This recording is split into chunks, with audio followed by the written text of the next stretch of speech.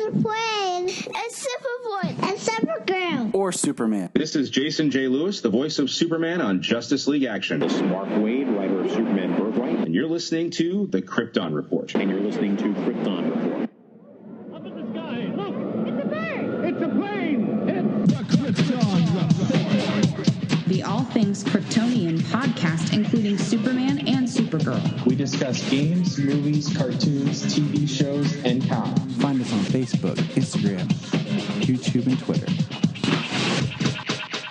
Welcome to the Krypton Report.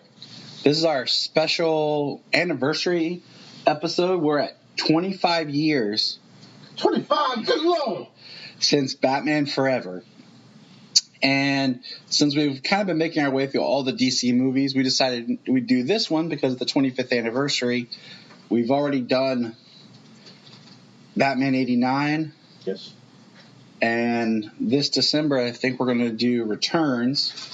Definitely should do that. And I call this Green Batman. And Solomon calls it the Green Batman because of the cover art.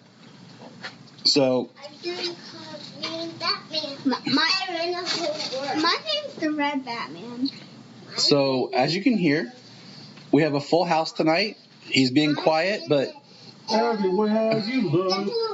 on the line is James. Say hello, James. Yes, I'm here. Hello. Hi. And I have Solomon. Hi. And I have Selah. Shale's there jumping around somewhere. And we have Bryan.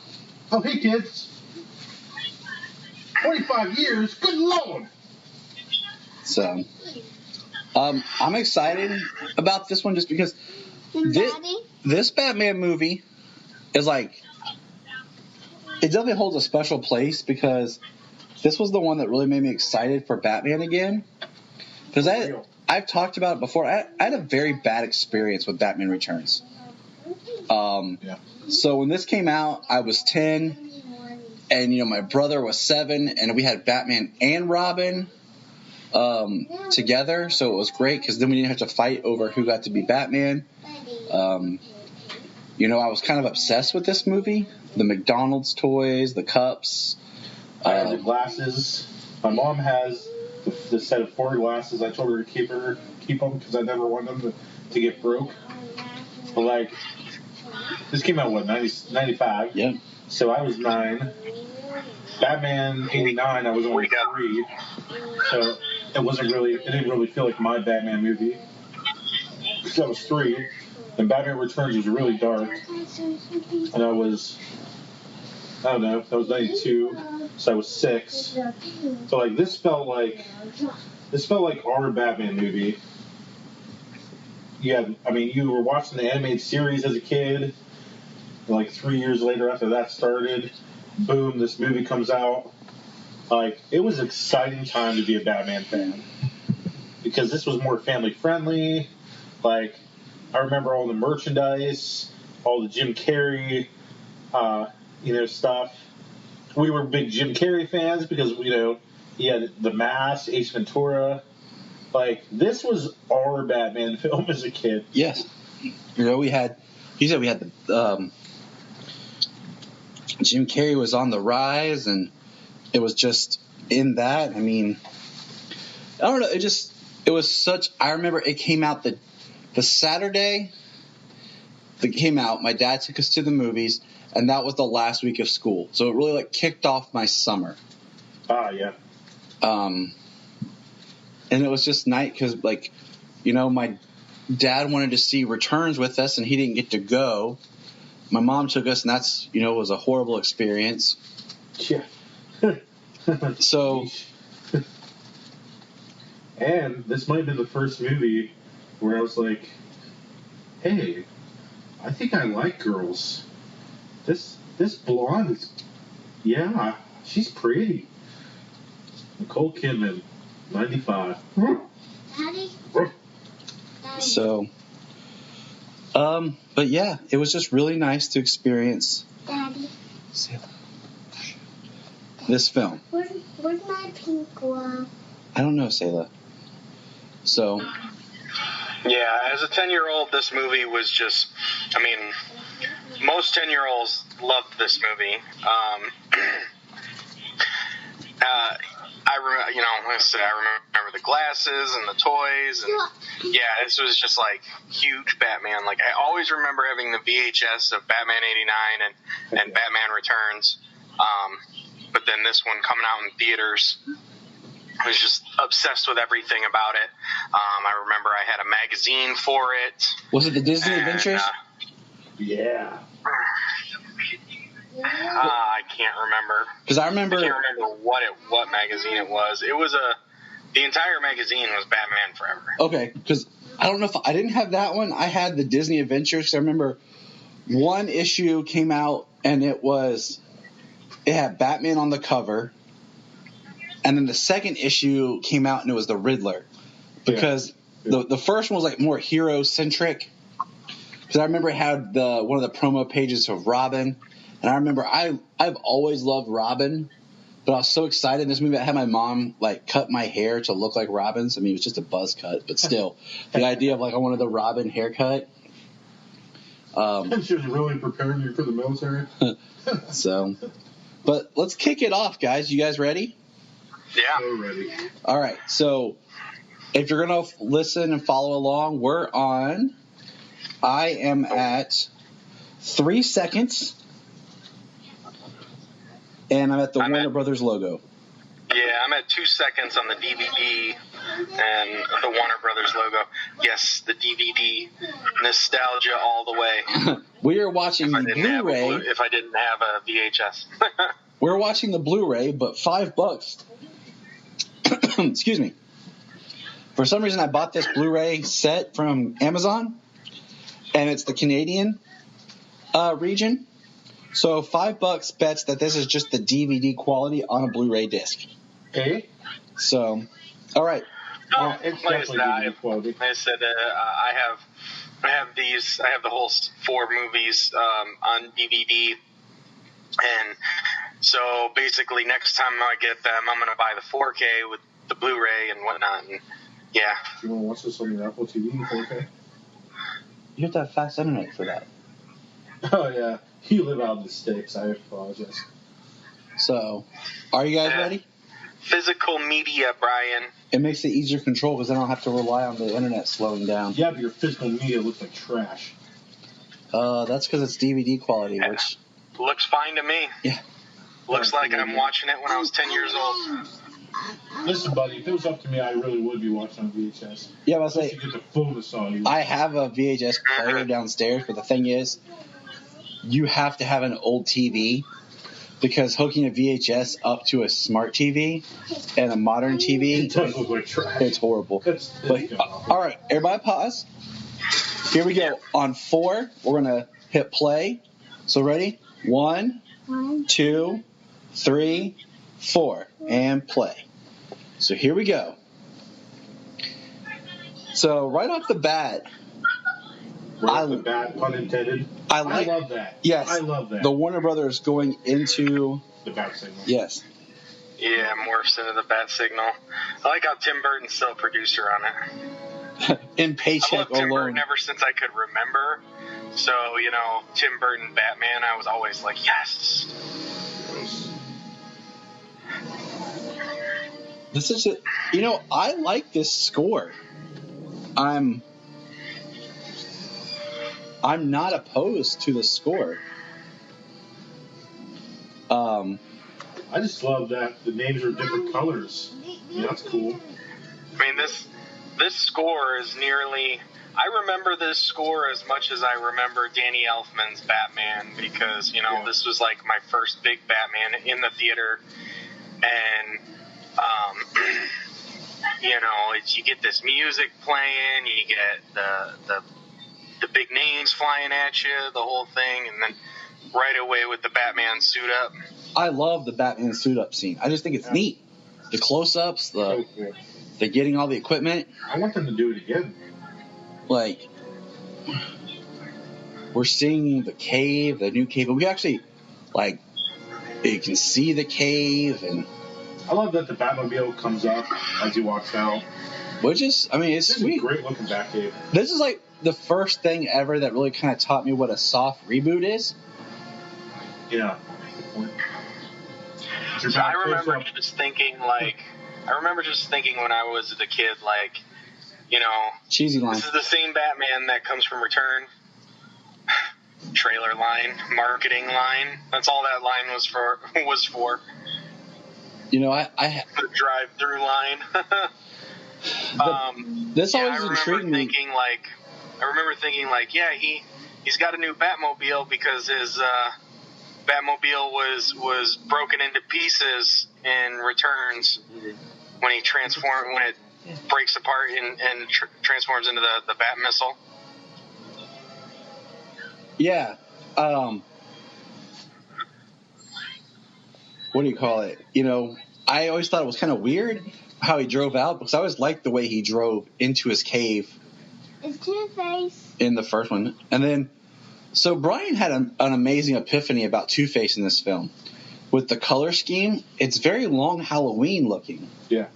And I had not thought about that before until this. Because Long Halloween came out, I think, the year this came out, actually. It came out in 95, I think. It's so interesting, like, you know, it's supposed to be continuation of Returns, but yet the only people that are back is Alfred and Gordon. And Gordon's not saying much. And now Harvey Dent's white? Yep.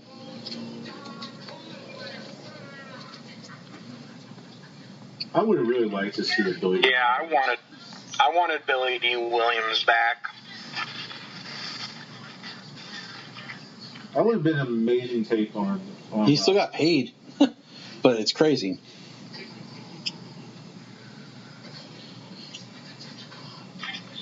You know what? I mean, even if they had recast Tommy Lee Jones, like, if he'd have played it straight, you know, if he'd have played it even closer to the animated series with the Harvey and the Big Bad Harv personalities, like. Yeah, I just feel like it's like a Jokerized Two-Face. That's the problem. That's exactly what we just said earlier. Is everybody wanted to try to up Jack Nicholson and be Jack Nicholson. Now, I will say some of the directing in this is more action oriented, the way the camera's moving, than what we've got previously. His ears are sweet, I'll say that. I've always liked this Batman cowl. I thought the Batman Forever suits this suit and then the sonar suit, the Panther suit as they call it, at the end. I always thought they were great. I had the action figures of the regular suit and the Panther suit. I love the bat, like, on his chest in the sonar suit. Now, it looks awesome. Now, once again, this is where we get our kind of James Bond-esque Batman. With each film, he has a new woman. Dr. Chase Meridian. Seriously? Come on. You know, like...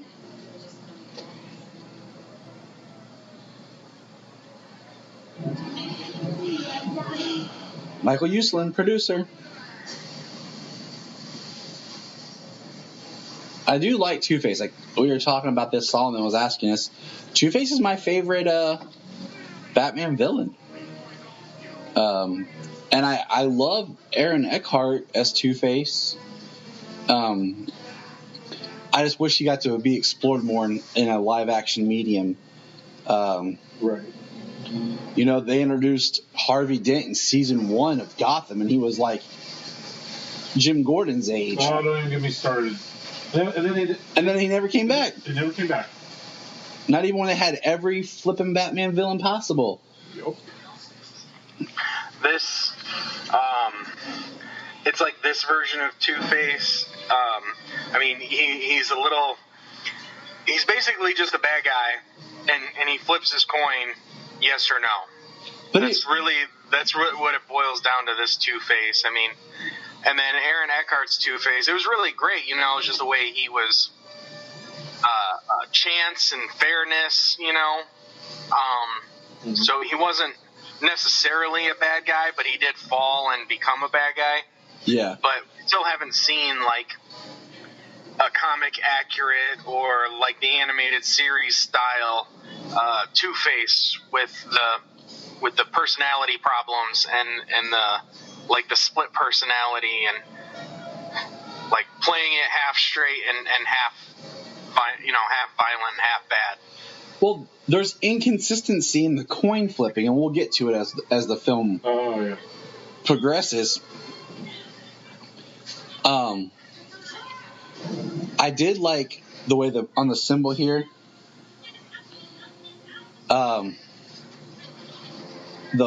his bat symbol on his chest here. I love this bat suit. You know what's crazy about this? How it looks great. The cape looks great. What's crazy is, you know, everyone talks about Joel Schumacher putting nipples on the bat suit, but it feels like that conversation was only had in Batman and Robin. Right. Like, it's in this, but I don't remember anyone ever talking about it, about this film. It's subtle. You know, yeah. But it's like, it's on both, it's in both movies, but it feels like when we get to Batman and Robin, that's where, like, everyone talks about it. Like, it's almost more pronounced in that. Well, that's because in the beginning, the coloring and the lighting is different. You're right. In the beginning of Batman and Robin, though, when they're doing the suit up, they show the nipples. Yeah, you're right. And then you see it right from the get-go, and you're like, oh. And the suit up for this, you don't see it. Makes you wonder who was like, okay, it's an anatomically correct suit. It needs to have nipples on it. It was Schumacher. He's owned up to it. You know, I think this movie, to me, like, it's not the perfect blend, but it definitely has the better blend of the dark and the camp. Like, where they kind of start to slip to Batman 66 style. Like, it definitely, you know, tries to,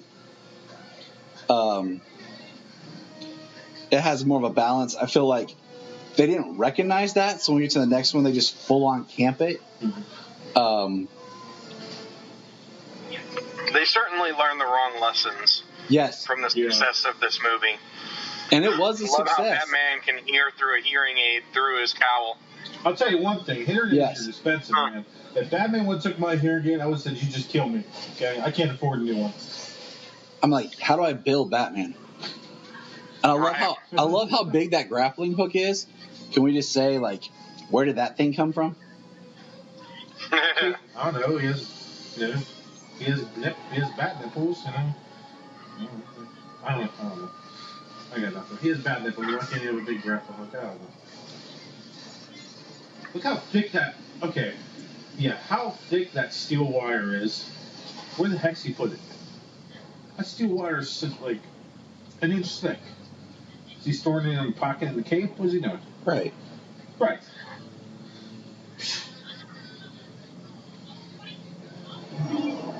And how do you know that it would hold the weight of the safe? Plus a human being. Because he's Batman. Because he's Batman. Because I'm Batman. And I also love that Two-Face, you know, had the decency to put LED lights on all his gang members' guns so they can find them at night. Yep. That's really well thought out. I do like how Gotham feels a little bit bigger. Like, it definitely feels bigger, especially this scene. Like, this scene was a big deal when it came out, I remember, because it was using computer-generated stuff and layering.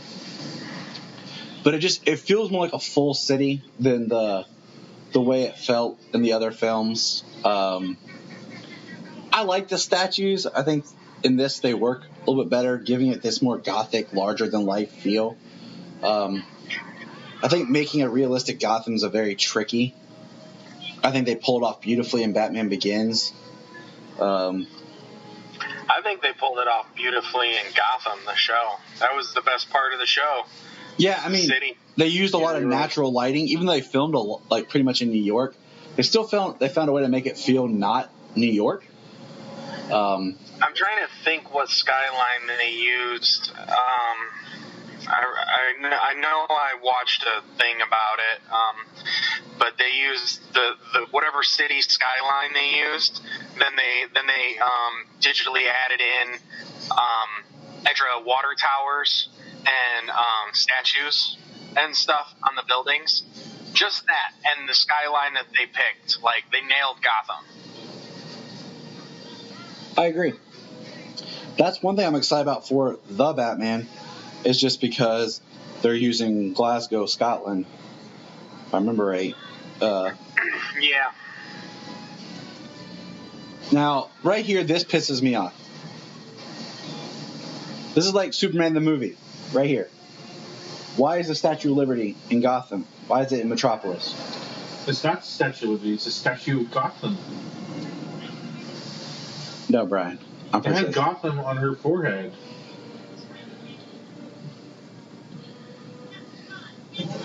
Shape of Gotham on her forehead. Oh no. Maybe, the French were feeling generous. They donated 2 statues? Yeah. So I like this scene. This is dated. Gotham's on an Earth where it's the Statue of Liberty is not in New York. All right, I'll go with it. Look, it's John Favreau.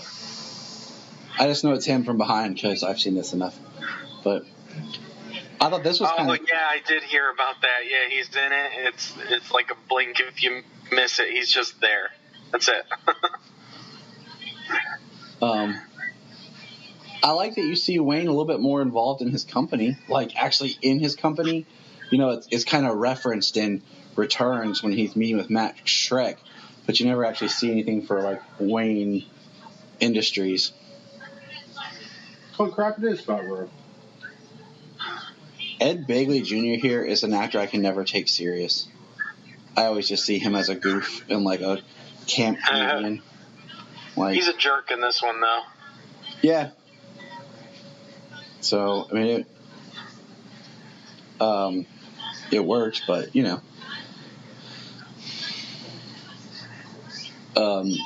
I feel like everyone talks about how Jim Carrey's over the top as the Riddler, and it's not like the books, but, I feel like a lot of ways he was just taking Frank Gorshin up a notch.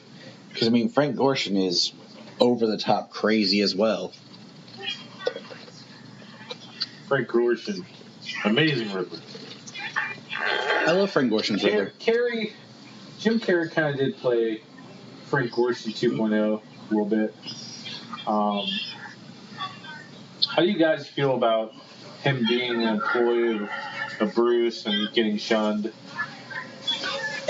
I don't like it. I don't like when like his villains stem from like Wayne Enterprises. Like they're too close to him. Thank you. It's an easy contrivance for this to introduce the character, but it's not my it's not my favorite.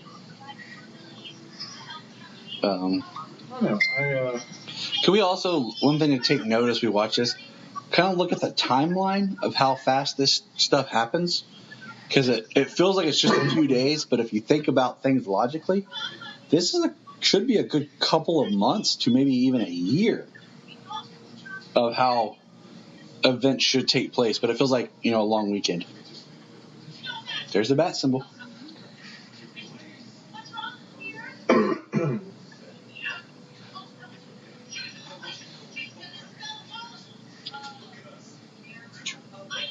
It took me a while watching this to realize, like, that the Riddler is obsessed with Bruce Wayne and the way he changes his looks and does everything Bruce does and tries to mirror him. Mm-hmm.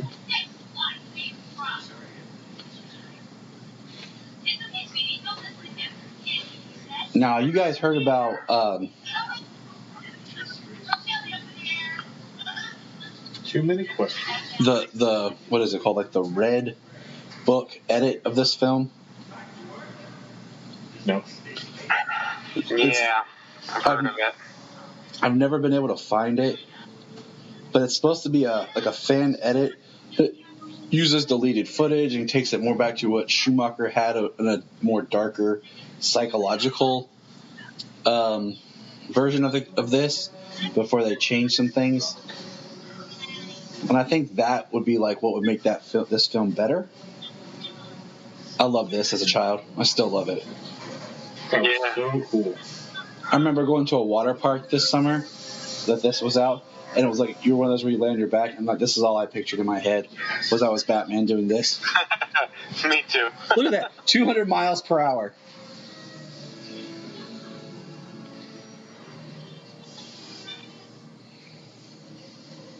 Hey, he doesn't have to throw up at all.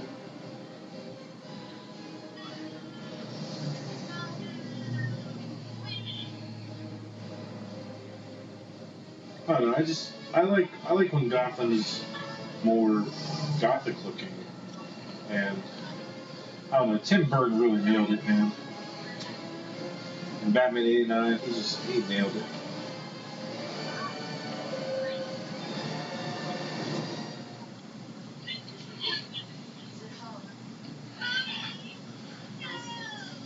I bet you did. You know, like And now you see the nipples. yeah.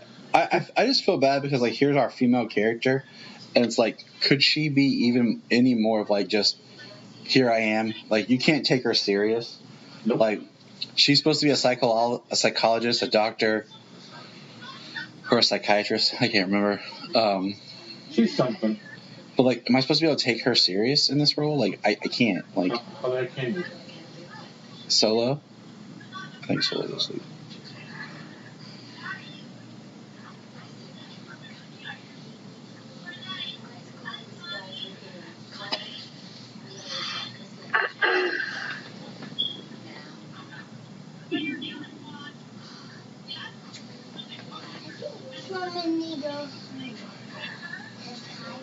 Solomon's hired.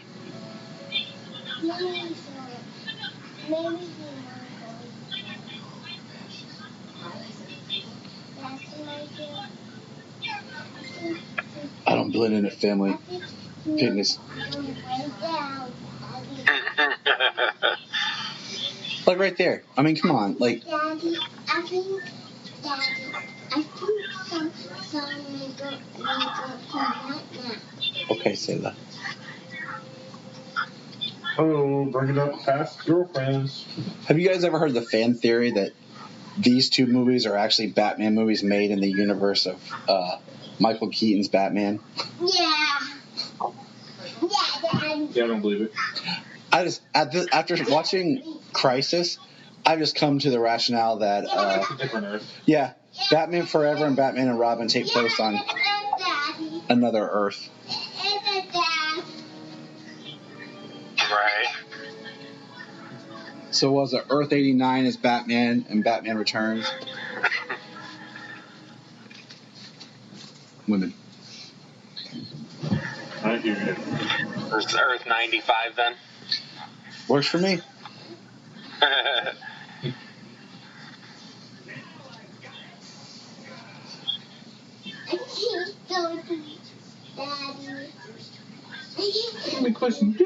I mean, I feel like there was nothing scripted in this scene. It's just Jim Carrey improv.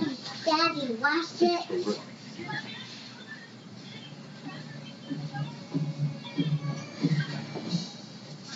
Caffeine will kill ya.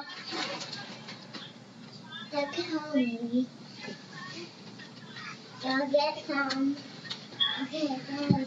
Okay, Bryan. Hey, girl.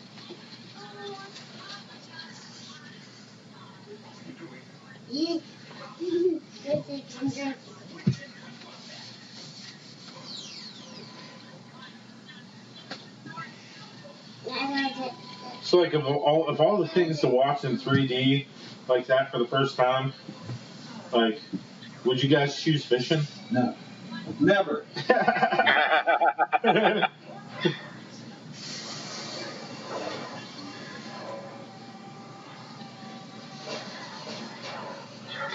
I'd probably choose Price is Right.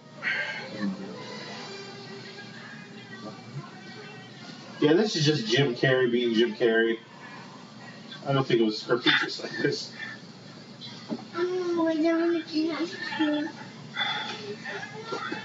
Come on, see? Price is right. Come on now.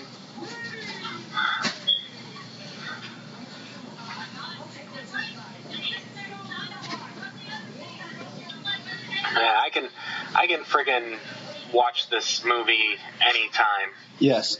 Like you can see the problems now that you're older and stuff like that, but it's still fun, man. There's there's nostalgia. It's fun.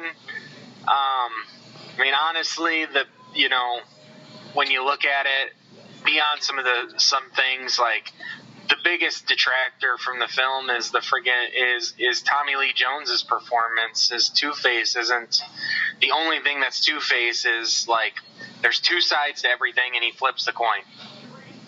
This I had this part memorized. Feeding off your brain, Fred. I was like, this is such a weird plot too, like brainwaves. I mean, it kind of makes sense. He wants to be smarter, but it is pretty weird about going about it. I'm like, who's playing it? Paul Dano? Yeah. Right. I think Paul's going to crush it. He's such a good actor. He really is. I mean, I personally probably would have went with Jim Parsons. But Neil Patrick Harris would have done well. Yeah, but I like Paul Dano. When Paul Dano was announced, man, I was like, okay, we're gonna get something special here. We just need a better, a Riddler that breaks free from the 66. Because even the way they did Riddler on Gotham was like a dark 66. He still had that, and I like for the most part what they did with him, but still yeah, but Riddler's not a split personality. No, it's not. And that's what I hated. Like everybody was like, oh man, the best part about Gotham is the Riddler and Penguin. They were at first. Yeah, but Riddler's not a split personality. No, he's obsessive compulsive, narcissistic. Like he's an attention hog. He has to prove that he's the smartest person in the room. Yes. Yeah, that's his downfall. Is he has to prove it. Like he's probably in most or all respects, he's smarter than Bruce Wayne, but because he has to prove it, because he has to put out clues and things like that, like and lead him to him and try and get away with it, Questions, Mr. Wayne. My work raises too many questions. I mean, even the camera work has some Batman 66 isms, like the Dutch tilt and stuff. Put you in your place.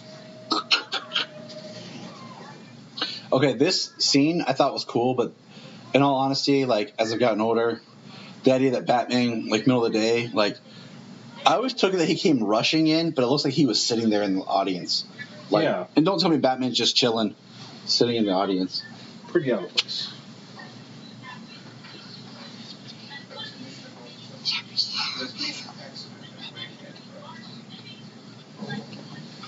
Yeah, that some people try to do that. Batman came rushing in, trying to save Harvey before it happened. But yeah, it looks like the shot they used, it looks like he's coming straight out of the audience, like he was sitting there waiting for his cue. And action, Batman. Or a cousin that visits all the time. Okay, so that dude right there, he's in Batman and Robin as a different character. And I hate that crap. Is he one of the scientists? Yes. Yeah. Take this letter. Because the other scientist is the Bruce Wayne secretary. That's terrible. The memories. Here, take this letter. It's in his exact handwriting and the sentence structure. Yeah. Daddy, save me. Goodbye, cruel world. Yeah. I mean, like, that's sad. Definitely the worst cop in history, man. Like, this Gordon is... Batman 66, man. This Gordon is just horrible. Yep, definitely suicide. Okay. See, I like this. Bruce is actually working, and I love that. Full benefits to his family. That's against corporate policy. He's like, I know. Right there, man. That just shows that Bruce he knows something's off. He knows something's wrong, and he's still going to take care of his employees' family. And I don't think we get enough, like, that was one thing I loved about Affleck as Bruce when we had that scene where he's like, he asked... Get out of there. He's like, is he getting his checks from the victims fund? Like, and the fact that, it seems like even in the opening scenes, he cares for his employees. And I like that angle, We don't have Lucius Fox in here. We haven't created more of Batman's team. But I like seeing Batman or Bruce invested in his people. And that riddle was dope. It was one of those riddles when I was a child that I solved and I felt like I was smart. Like, I solved the riddle! I am the smartest man alive! Because I've always said, like, if I was Batman, like, a villain I'd hate to battle would be the Riddler because I can't stand riddles. I had this soundtrack. I remember listening to this song on its own. It's just so weird. Is it? Yeah, because, like, sometimes you just enjoy a song, like, in the moment because it goes with what you're watching.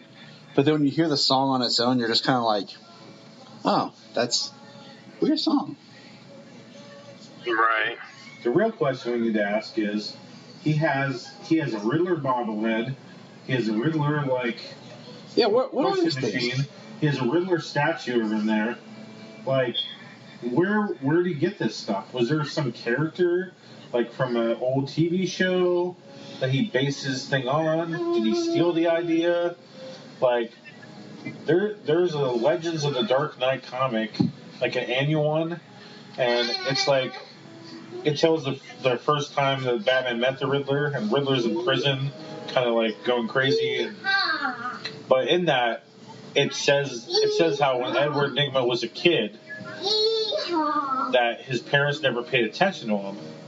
So his teacher gave him like a puzzle book. And there was like a contest where he'd win like $10 or something if he could solve this puzzle, or he would be like a number one student if he won this puzzle. And he ended up sneaking into the school at night and trying to solve the puzzle as quick as possible. And he did it like over the course of the week.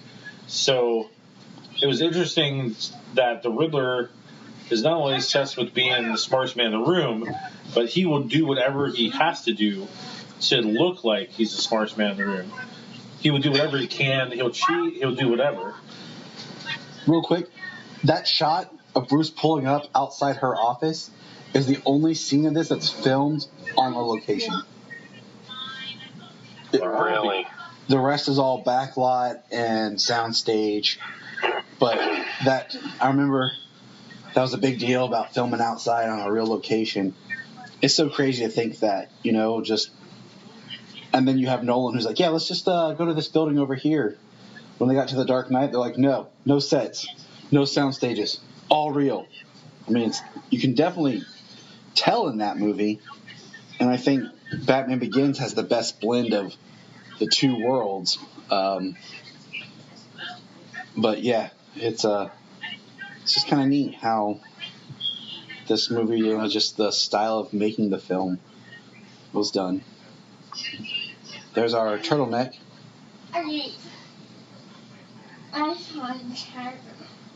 Can we also observe how she's not trying to slut it up for Bruce as she was for Batman? Because he doesn't have a rubber. Yeah, nobody. You get a chuckle. No. Thank you, appreciate it.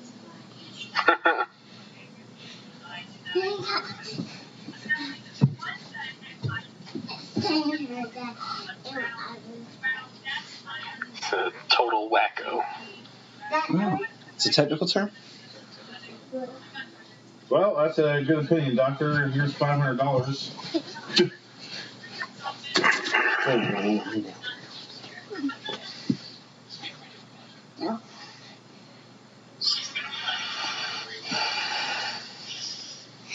He's obsessed with you.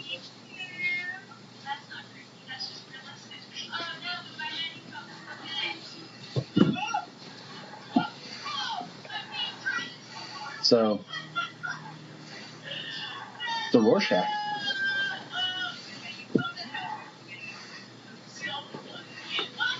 He's like, Rorschach? Wrong movie.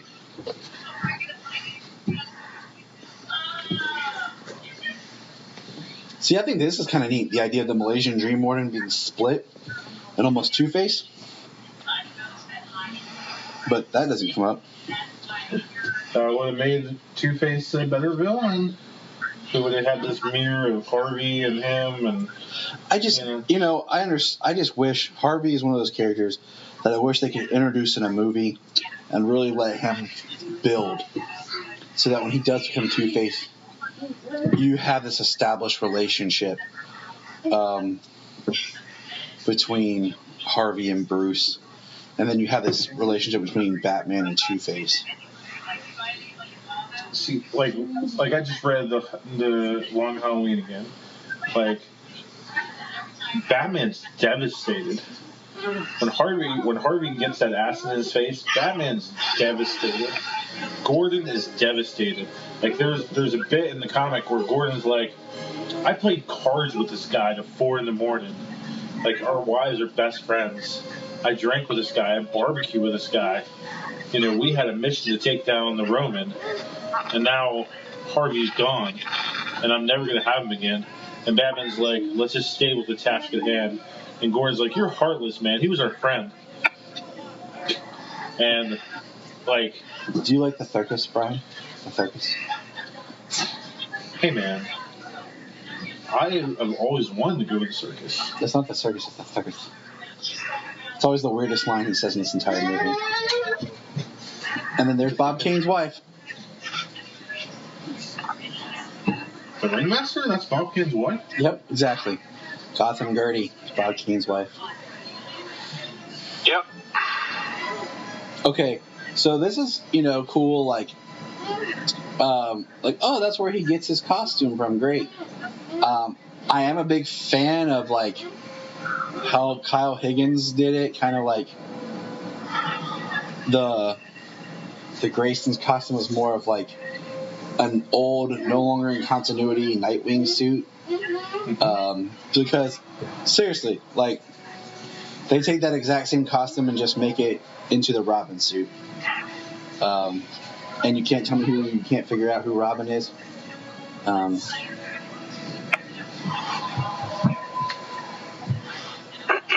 Well, I really liked how in the world of Flashpoint and Deadman and the Graysons, they had Dick was in kind of like a traditional Robin suit. His dad was in a new 52 looking Nightwing suit, and his mom was wearing his mom was wearing an old Nightwing, the original 80s Nightwing costume. I thought that was so cool. It is awesome. Disco Wing. Yes, the Disco Wing, yes.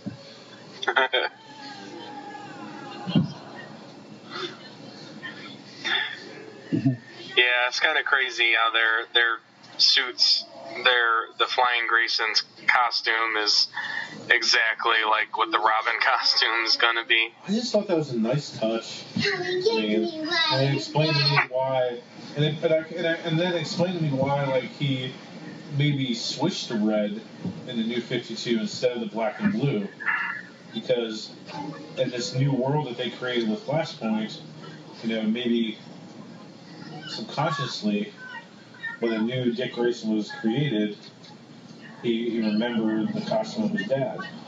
I mean, that makes sense.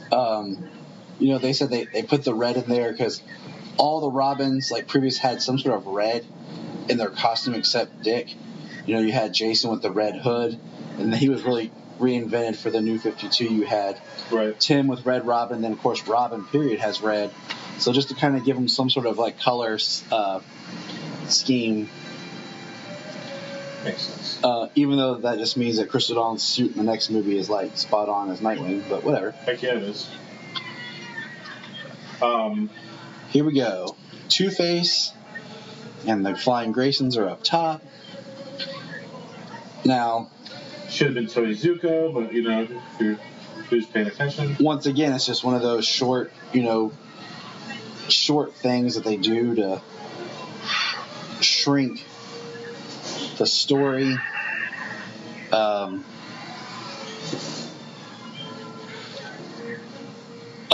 Of just having two faces. No, I'll say this. This is one of those things. I like Chris O'Donnell. I like the idea of him as Dick Grayson, but not as Robin. Like, he is too old to be Robin. He's like 30 in this. I mean, he's definitely 20. They try to play like he's like 18, 19, whatever, but still, that's an adult. Like, there's a line coming up that we'll pick apart here, but like, I don't really think he needed Bruce to take care of him. No, he didn't. He looks pretty dang old here.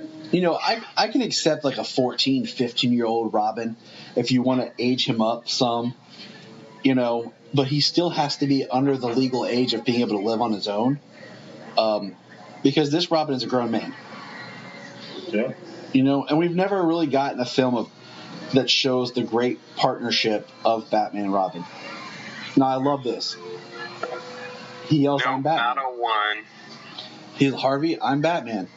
But, I mean... Someone around him should have at least heard him say that. Yeah. How loud it is. I mean, that's... How do you prove it, though? Like, Batman. It's somewhat, like, out of character, I mean, you can't say it because, like, it depends on the story, but giving himself up as Batman... I don't know. I see it. I see it because I see that part of Batman's mission was always supposed to be to not let what happened to him happen. And right here before his eyes, he was still never there. A boy's family is being murdered. Now in this exact setting, maybe not, but the idea I could see. Right. Nobody sees like Bruce Wayne do this, and the perfect guys who are perfectly aligned right there with the right. kids. No, I do see it because there's been plenty of stories. I mean, heck, Arkham Knight ends with Scarecrow unmasking Batman for the entire city, the entire world to see.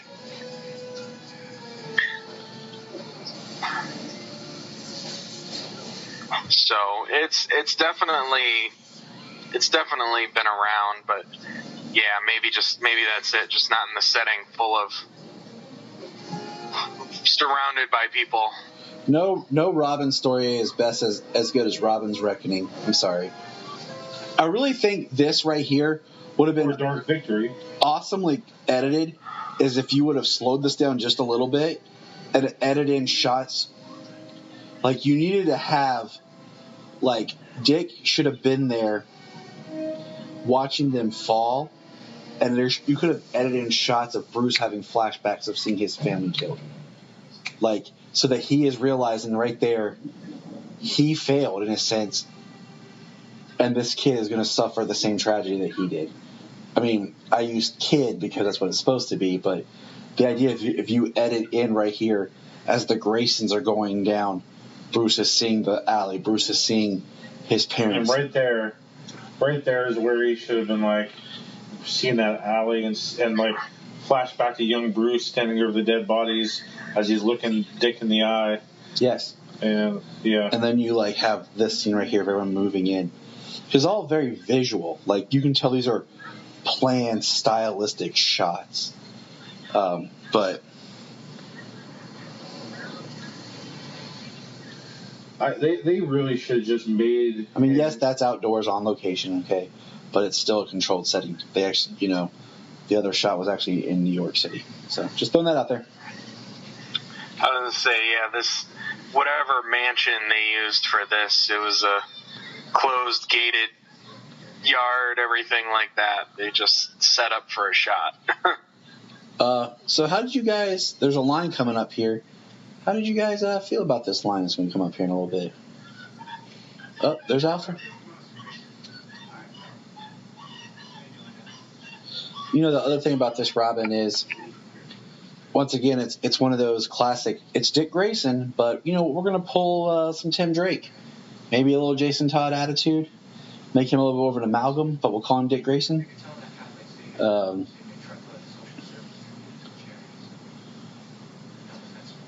know, Christian Bale auditioned for this role of Robin. Really? Yes. That'd have been funny. I know that it was on Marlon Wayans. That was in Batman Returns. Right there. How did you guys feel about that line? First time you heard it. Okay, so who's the Superman? Right, but just that's the first time there's ever been reference to another DC city or DC property in a film. Oh yeah, I was excited. It must be halfway to Metropolis by now. I'm like, yeah. Wow, this is when they should have started doing crossovers. They were gearing up for Nicolas Cage to be Superman by this time, weren't they? That movie, not yet. We were about there because I think it was the success of this that then kickstarted that, because you got to think that they started pre-production and were ready to start filming upon the release of Batman and Robin, and that's what killed Superman Lives. They pulled the plug on it because of how bad Batman and Robin performed. Well, did they even watch it before they released it? I mean, were they surprised? It's one of those things that they had the wrong idea. They were like, oh, this is just like the old 66. They liked what they saw because they had a certain vision and idea.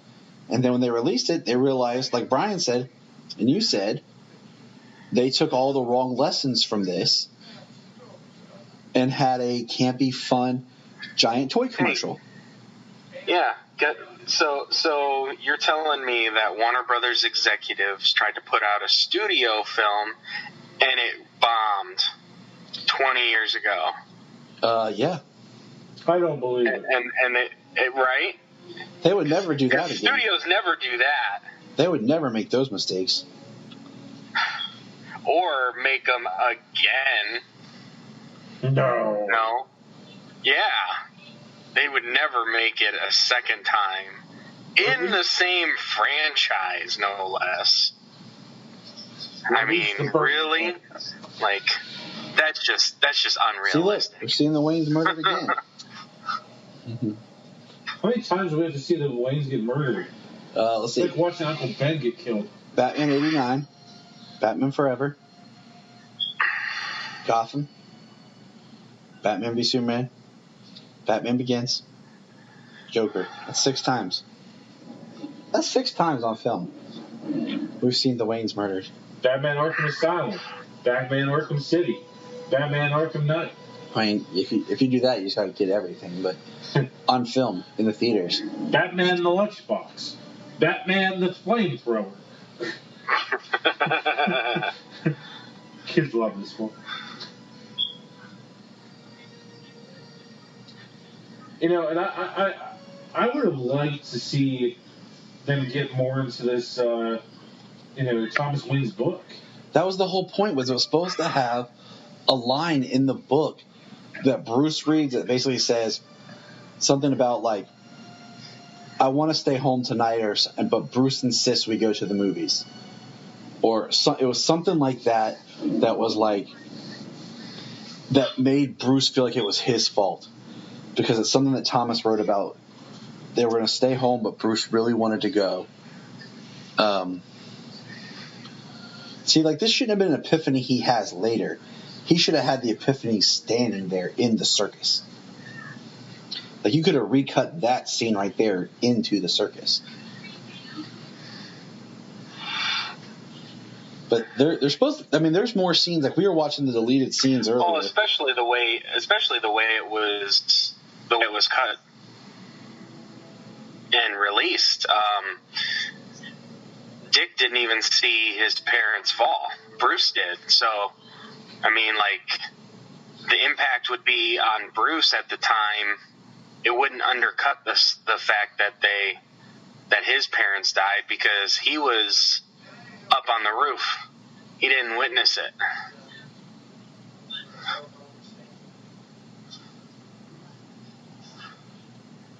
I do like Michael Goff as Alfred.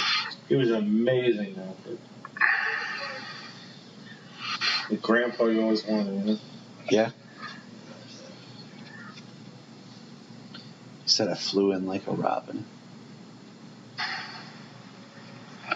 I do like that Alfred, like, the one good thing I will say about Batman and Robin is I like that they tried to make it more, move away from, like, Batman's pain of his parents, which is supposed to have been the theme of this film, of him working through that and overcoming, and the idea of his relationship with Alfred. Mm-hmm. Because we have the great line about Alfred saying, you know, I wish I could be out there with you.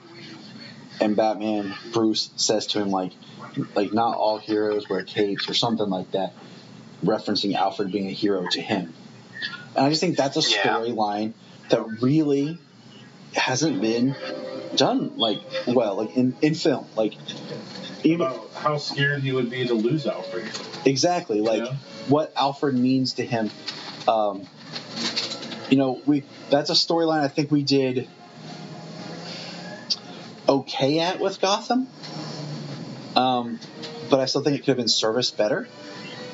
I just think that is a, you know, the Batman mythos and story is, you know, it's about family, but it's about, you know, the bonds you have for people, and not necessarily blood family. It's surrogate family. Pretty convenient that they know the route Batman's on patrol tonight. Yes. You know, and chase him. It's one thing you come across him and you start chasing him, but the fact that that Two-Face is waiting under the bridge. And in Two-Face's cars. And I guess it's contrived.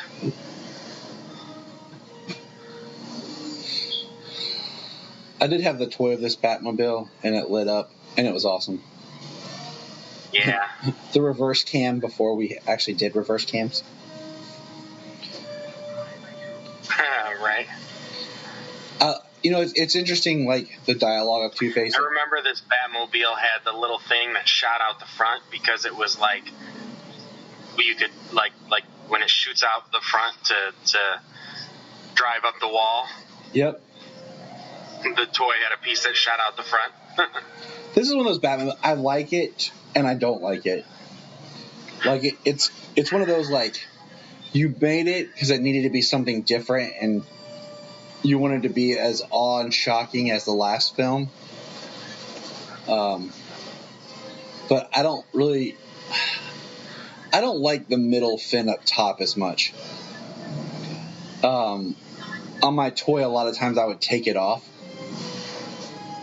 because it came off easily, and I just had the two side fins, much like the other Batmobile. Right. Which I think the middle fin is really the only problem. Otherwise, I mean, you've got a pretty awesome looking Batmobile, and it's got a lot of features. I totally agree. Do you remember the first trailer for this film? And it's a car. And, you know, it's back when the Batmobile was still a car. Yes. You're absolutely right. It was that nice blend of a car, a larger-than-life car. Yeah. But if you go back, we'll probably find it on YouTube. The original trailer for this, I remember, used the Bert or the Elfman theme. Oh, did they? Yeah. Captain Kill.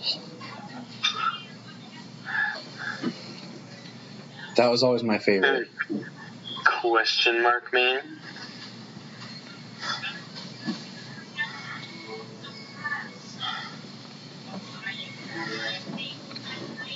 The Halloween of '95, my brother went as Robin, and I went as the Riddler.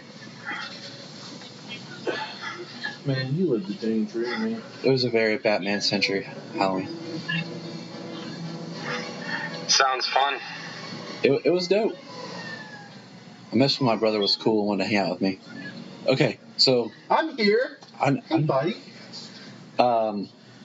This is just Weird. This is straight up 66 style. Like, his hideout is split in two. His hideout is like, where it is. He has 2 girlfriends, Drew Barrymore, like. I can't never. Weird. You got 2 cigarettes, and he's walking down the line in the middle. Corsets. Not that I mind. 2 different dinners. It's a little too much. Yep. Like this. Now, are you ready for something funny here in a minute? So when the Riddler comes in, if you pay attention, his gear, his box stuff, is already in Two-Face's lair. Yep. Well, I just assume that. Oh, never mind. Nope. It says this is how I found you. It makes me think there was the deleted scene. I've always wanted that suit. I love the jacket. The hat. How about just some green pants and I'm sold? Yes, baby, he is bad. I think if I remember correctly, they talked about the makeup for the Riddler's eyes took like 3 hours to do because they wanted to layer it and make it pop. And if you look at his face, he has some serious makeup on there. Yeah, he does.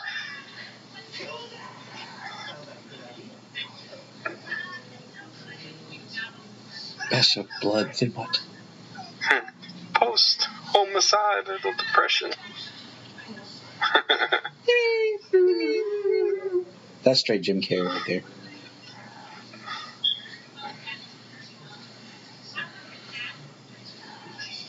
We crush it. Let's spark on your left eye.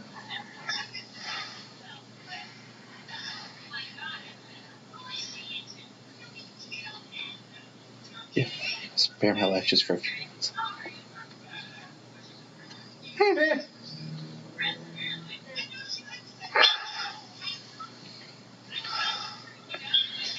I mean, like you guys said, Tommy Lee Jones could be a good Two-Face in another film. Yeah. Janita loves the Riddler. That's like, see, look, watch. Oh, look, they're already there. Yep. Yeah. And they weren't there a second ago when she walked by. Conservative. Good point. I just have always loved the look of the Riddler. Yes. Just the green, the black. Like, I love the Riddler. I mean, I do too. That's why I really want to see a dope version. Has someone ever told you you have a serious impulse control problem?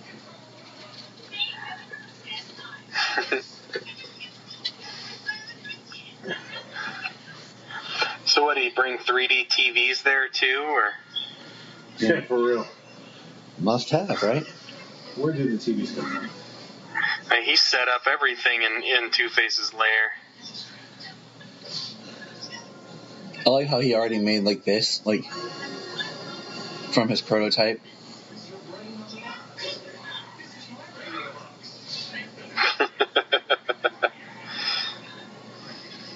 See, look. Did you see how he said, I'll have a bit more? Weed. Okay. It should always be weed. Earlier, when he said, get over it, we'll drive, there's just inconsistencies in his dialogue. Yeah. I don't know if it's him or the script, but at times he'll say I'll, and there's at times he'll say will. Probably him. So,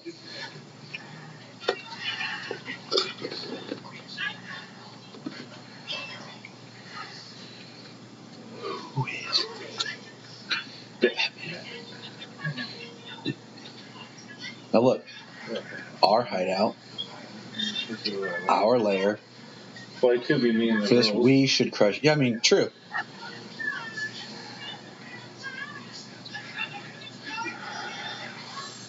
He said we there. But like you said, it could be the girls. Now this is Two-Face actually honoring his coin. This looks like a scene from Batman 66. Yeah. Here's a good There's one. a good one.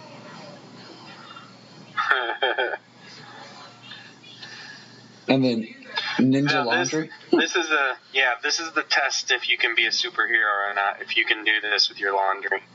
Man, there's a great deleted scene that we watched earlier of Robin like working out and fighting in Bruce's gym that I really wish they would have kept in the film. He has a dryer. He's a millionaire.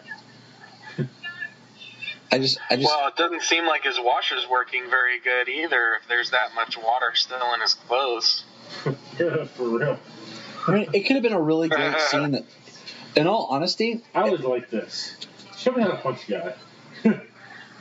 it could have been a great scene of like just Alfred and Dick talking, and Dick being, like, I can do it myself, and just like being used to being part of the circus and just being independent of it on his own, and like explain why he hangs it out to dry, because that's how he did it in the circus. Like they didn't have the convenience of washing machines and dryers all the time. Like he had to make the best when they were traveling, and it could have just been a scene of him and Alfred talking and bonding, and just more of like Alfred learning about his past and like building so that you have this where Bruce is supposed to be the one kind of intervening and helping Dick, but it's Alfred that's making the impact on him.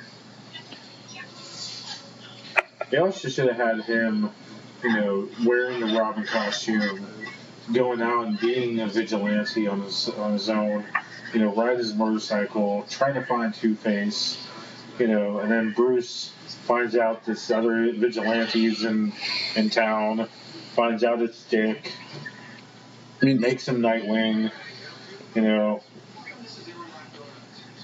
so much better stuff they could have done. I mean, this because he's just so dang old. Like, and this right here, like, is actually a waste of a scene. If you could have done a scene of like Alfred, like just earlier, just watched Alfred walking the stairs and the door locked, and then he walks by and it's locked. No, right here. Just in realism, how long it would take for him to start his company, get this island, and mass produce this thing? Years. 5 years. That's what I'm saying. Like 5 years. That's what, you know what I'm saying? And now it's selling out everywhere. That's what I'm saying. Like, what's the timeline of this film? Like, I mean, if you had done, like, at the beginning of the film, like, the incident with Nigma, and then it was, like, 3 years ago, and then you jump to this where he returns to Gotham, or whatever. But yeah, seriously, like, and just, this is a little over the top. The whole green, like, brain waves in the air, like, and then the giant, like, searchlights, island, like, this is where it's like a little, like, who built it? Exactly. Too much. And then, like, him just sitting here in this room with it just being dumped into his head like that, like, I don't know if you guys know, but Joel Schumacher started out, before he's a filmmaker, he was a window dresser for a department store. Like, he would design the mannequins, the look, the displays, before he got into filmmaking. Huh. You gotta think, he was already an older man at the time of filming these films, Now this is Dick. This is full-on Dick Grayson. Yes. Now, see, if you had just done this, like I said earlier, then you cut to this, would have been great. But I love your idea of having Dick sneaking out, going out, already looking for Two-Face. Because what happened in Robin's Requiem? He was trying to find Zuko. Batman kept saying no. Can we also say, like, one, why does everything come on when an intruder shows up? Right. Why does the Batmobile reveal itself when an intruder shows up? And we know it does it because it does it later for Riddler as well. But can we say worst entrance to the Batcave ever? Worst entrance to the Batcave ever. Like, it's not that far down. It's just a silver closet that you spin part and go down. I mean, come on. How awesome is the clock, the piano, nice. the was it the Iron Maiden? Iron Maiden? And everything we see. Excellent. Oh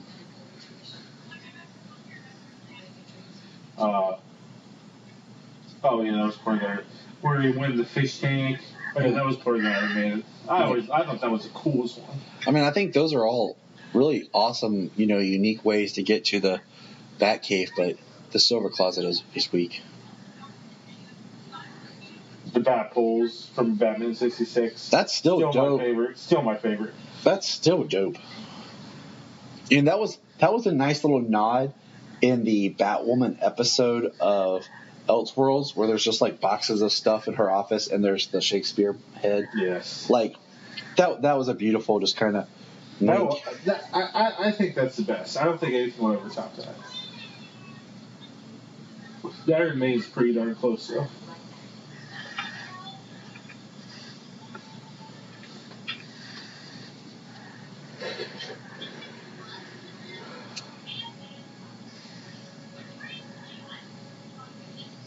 This is like Bruce Wayne, like as Superman right here, of the idea that the woman loves both Batman and has an interest in Bruce Wayne, kind of. Like, which side does she really love? Would she love him more if she knew he was Batman? Does she actually love him?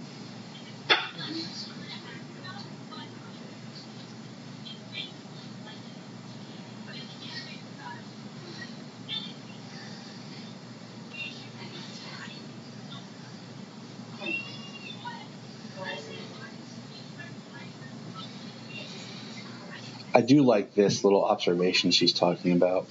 Why would a man do this? It's like he's cursed. Like, there's a lot of good stuff in here and like themes that just, I feel like, really never get the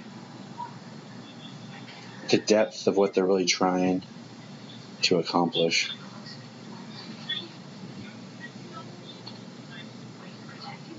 I don't know, Bryan and I, literally driving the car, had some deep dives about just the characterization of Batman and Bruce Wayne, and just how he is he has his issues. Oh, very much so. I mean, from the time he was 10 years old, he's had a single focus, so he's definitely lacked in a social life and how and learning to the Apple what? Deal with his problems, manage his problems, or at least his personal issues, because he has such a focus on everything else.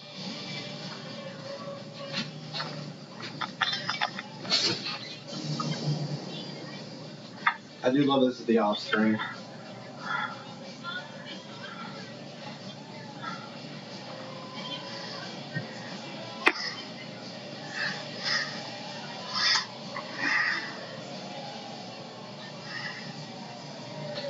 So, let's not get into the fact that, this is a freaking Batmobile.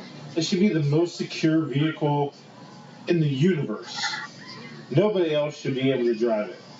But he just steals it. Alfred lets him. The Batcave security lets him. He drives it all away. He knows exactly how to drive it. Give it a break.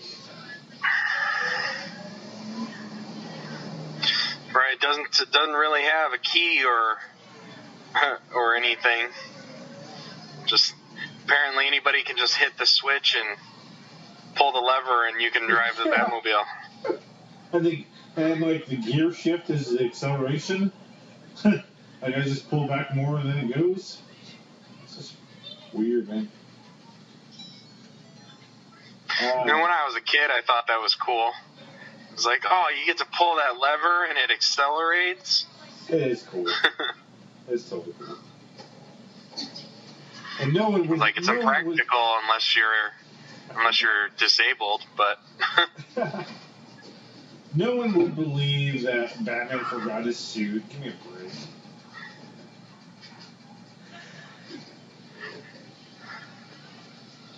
Like, this whole fight scene like screams the '90s so bad with all the black light and the neon and the makeup. Oh gosh. that guy though, when he gets hit, it's funny. It's got the makeup and the black light looks like a skeleton going with a surprised look on his face. That's funny. And then he just kisses a random girl, like. Yeah. That girl was damn near Alicia Silverstone already. Oh my gosh, yeah, she totally looked like Alicia Silverstone. Oh man, yeah. Just like Alicia Silverstone's sister or cousin. I love this. This is a good angle. Good entrance, good angle, just watching.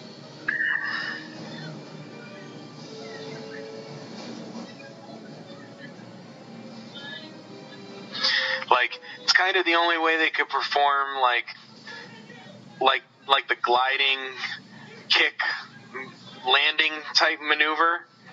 Like they pull off in BVS where he jumps up in the air, he's got the cape wide out, and then he brings his legs forward and kicks through the window. They're seen in all the video games and in the comics all the time.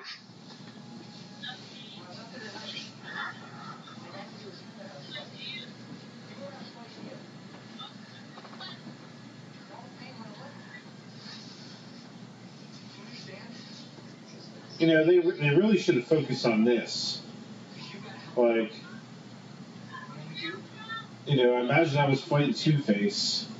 You know, if you would have been there, Batman, if you would have been there, they would still be alive. Like, that's good stuff. That's good writing.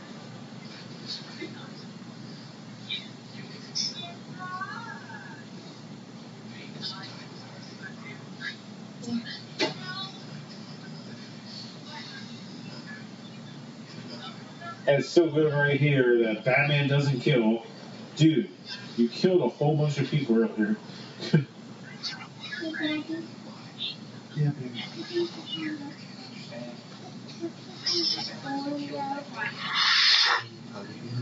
See, that's the thing though, back in these movies, and even back in these movies, he doesn't even say it. Like, I don't kill. You know, like, he does what he does, and if somebody dies, it's not like he shot him or he threw him off of a building for them to die. Like, they're trying to kill him, and if something bad happens to them, oh well. He doesn't have to kill them. I mean, like, he doesn't have to save them. I mean, like, he's already playing. You know, he's already okay with, you know, crippling them for life. My favorite one is when he turns the Batmobile around and sets that dude on fire. My favorite's in Batman Returns where he shoved the bomb and pushed the guy in the ship. Yeah. See, look, it took me a while to realize. My favorite is in BVS when he comes flying out of the building and through the trailer of the truck with the Batmobile. There's Bruce Wayne. How's my mole? That's so messed up. Yeah, look at this is where you really see like He is obsessed his with. haircut like him. He's wearing the same suit. He's like, how's my mole? He even got glasses to match his.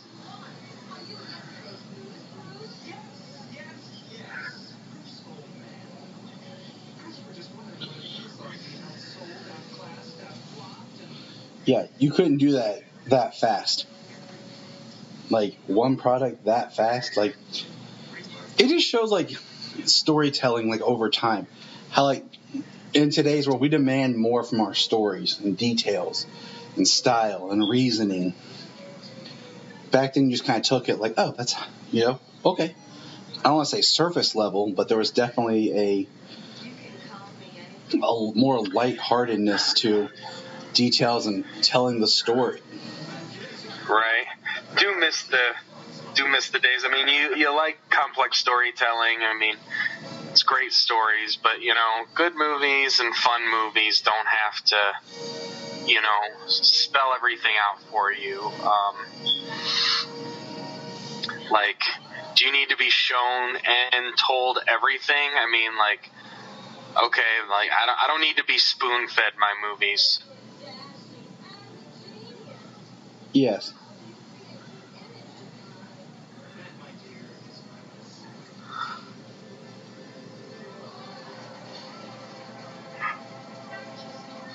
And he goes from the 3D TV stuff, and he moves right on to placing images in the brain in a matter of days. Just a matter of days, he has a new product. In a matter of days, he's enhanced the whole entire operation. What's the timeline of this dang movie, man? Too shabby to try my machine?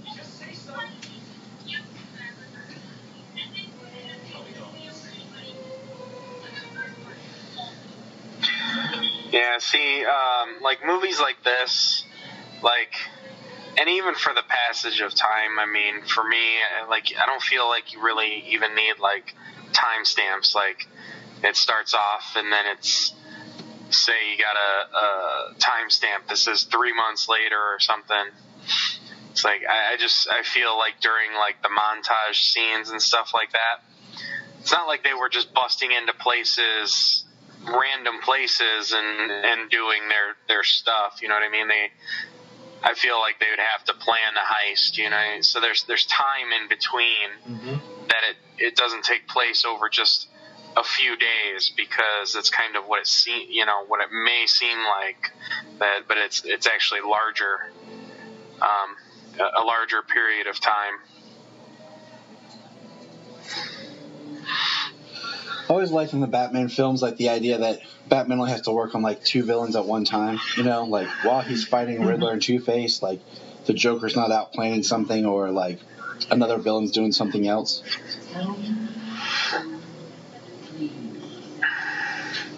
Well, I mean, it's really not very feasible for him to take on so many villains. I mean, if it was over a large portion of time, but then you're still not taking them all on at one time.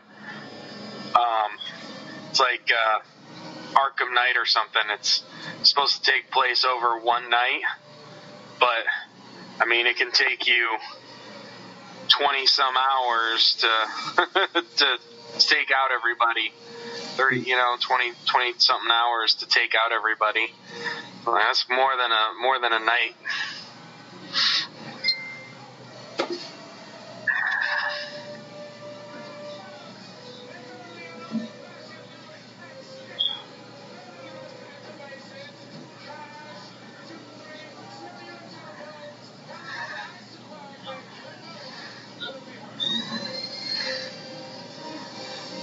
Okay, your hands will be on fire.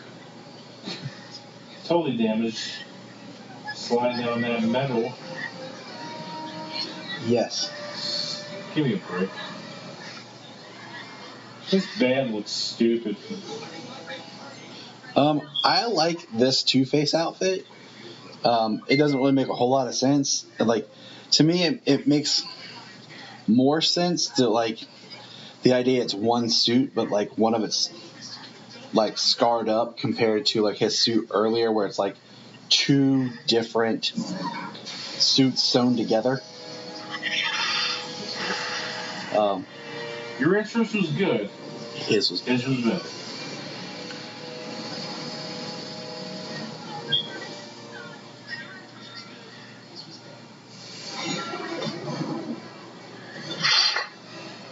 We didn't mention that this is the first time Batman did martial arts. It's true. Kicking and flipping and more than just a block and a punch.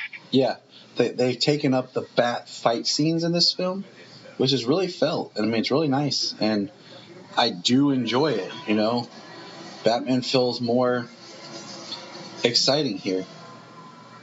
Love that. Total Indiana Jones move. It reminds me of Indiana Jones, but also a little bit of like what they did in '89 with some of the fighting. Oh, yeah.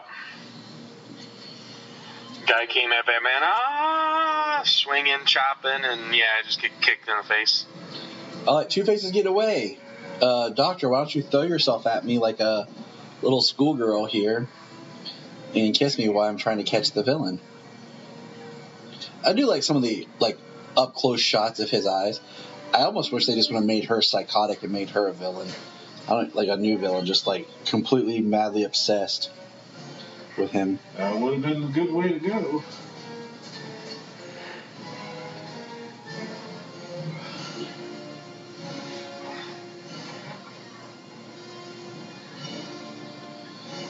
I always did love this scene right here. Like as a kid, like I'd jump off stuff and just imagine this. Right. Because it was so, like, I mean, it was just a unique shot even of him like turning and flipping, and they had this all planned. I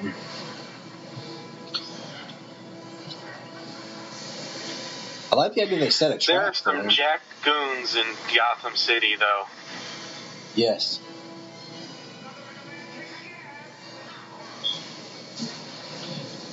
There are. He's actually got some goons. The cape right there is sweet. Yeah.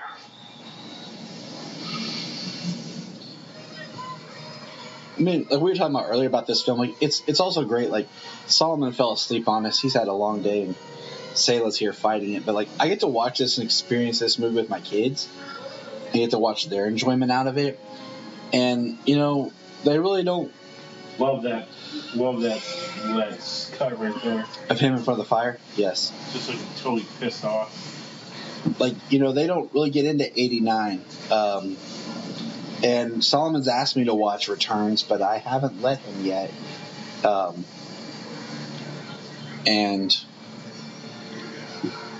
like he'll watch this one, and that's also my argument for Batman and Robin is it's a live action Batman that I can watch with my young children. In retrospect, like it's fine. We have the adult Batmans, the Nolan trilogy, Batman 89. We have more of the family friendly in Batman and Robin. More of being the key word. So we can just enjoy it for what it is. I did like this. Hi. He doesn't even take his earring out.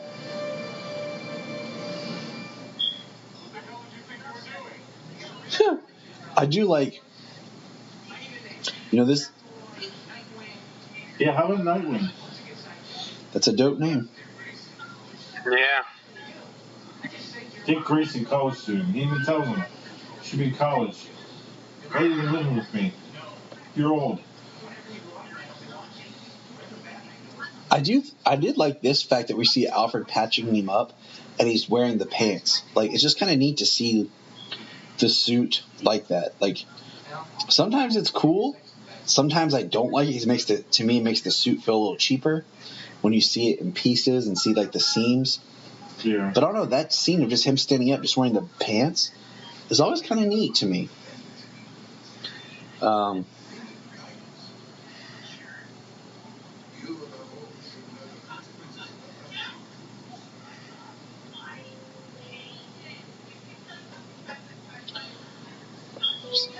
So where was this filmed, Little Peeping Tom? Batman has surveillance all over the place. Bat surveillance.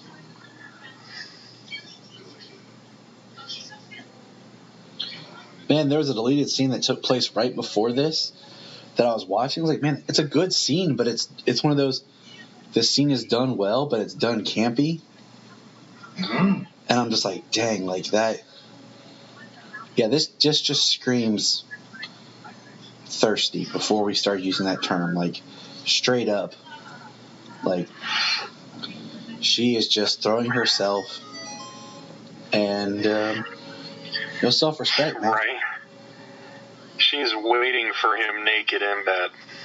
Like, 9-year-old Bryan takes me back. I'm a little afraid of 9-year-old Bryan. Like, 9-year-old Bryan, I feel funny. That was a lot of things. Keep it G-rated, Bryan. I kind of felt like, oh, okay, so that's what a kid's supposed to be? I'm supposed to eat her face?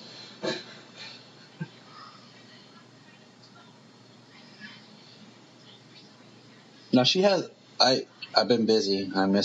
She hasn't kissed Bruce by this point. Yeah, she did. No. Yeah, she did. Because she kissed him. Was she going to kiss him, or did she kiss him when Alfred called about Dick still in the car? Man, I think she was going to. I don't think she kisses him until we literally just watched this in the house and after he had quit being Batman. Yeah, you're right. I'm a little distracted, man. She's just standing there in a blanket or sheet. Yeah, I'm a little distracted. That's when I was putting Solo to bed.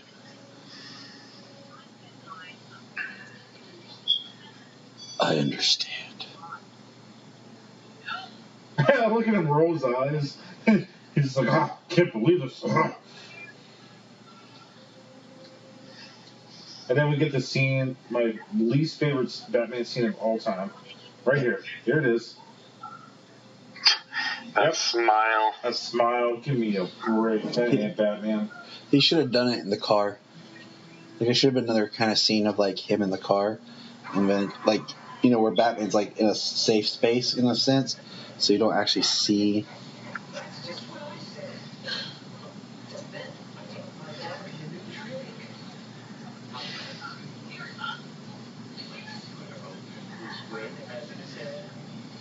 See, so, you know, like, it'd been kind of nice if there had been some discussion about them both having a vendetta against Bruce Wayne, like, you know, Harvey's history with Bruce, or...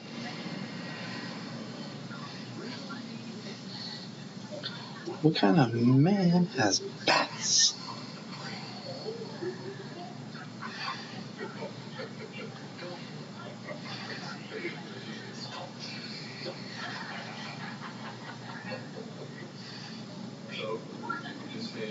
Okay, now this makes me mad right here.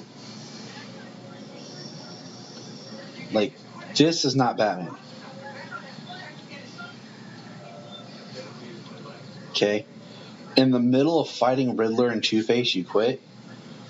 Like, just because Chase says she likes you, you've not even talked to her or really solidified anything, you're just going to give up and quit being Batman? Like, maybe after you captured Riddler and Two-Face, but there's no discussion about money to hire more cops or, you know, anything. The Wayne Foundation, you know, really. You know, there's just... Yeah, that's the thing. There's the police department, even during Batman's tenure, years worth of his tenure, like, the police department is always got corrupt cops. Like, you just hire more cops, then you're in Gotham, you're going to get more corrupt cops. You know, like,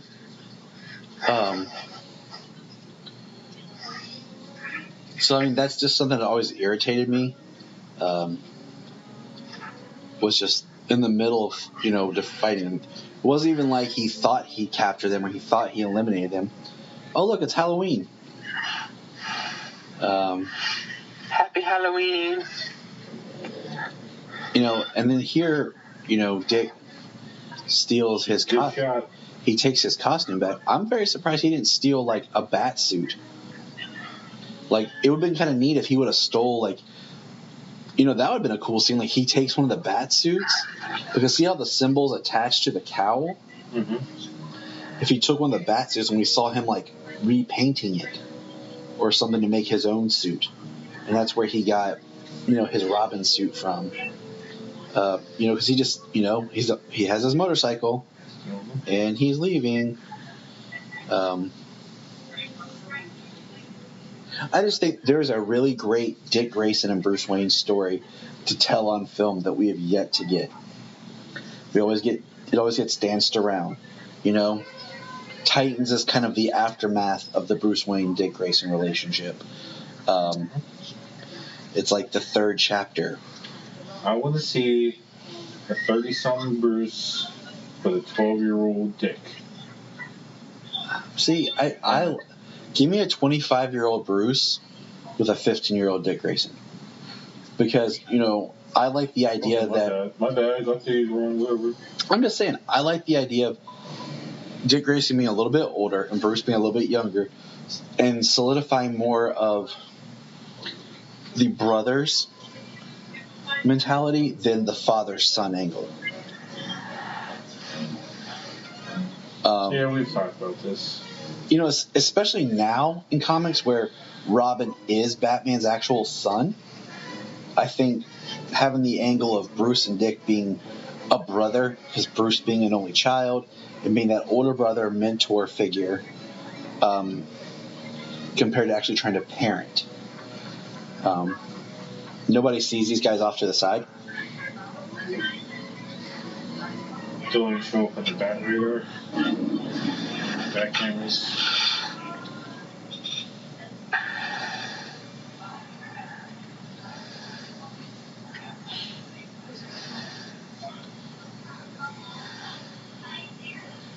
See, I like this of just the whole, like, it's happening again, let it break through. It'd been kind of neat if we had gotten more of this, other than that one scene with him and Alfred, and then kind of teased at it when he was in her place.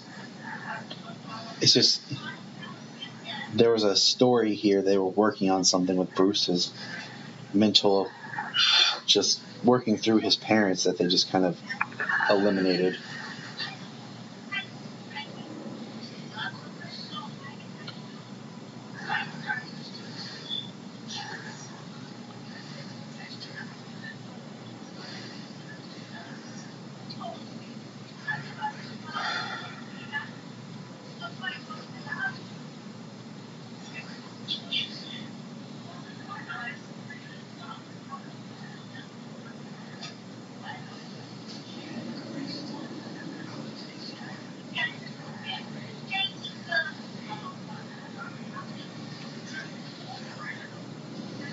I do like seeing him fall into the cave. Looks like he fell really far. Shit, broke his dang leg. Mm-hmm. That's a cool shot. The cave is cool, and I always like the animated series, how Wayne Manor's kind of like on the edge of town, kind of on a cliff, so you have like the idea of why there's a cave. Right. Well, I mean, even in the Dark Knight, is Wayne Manor even in city limits? Dude, there's a shot in Batman Begins that every time it's up, I point it out. It's a reverse shot from the mansion that shows you that they are definitely in the English countryside and there is no city nearby. There is nothing but open country around. It's a wide shot and you can't hide it. Bruce, tell me what's going on, but let me kiss you so you can't speak.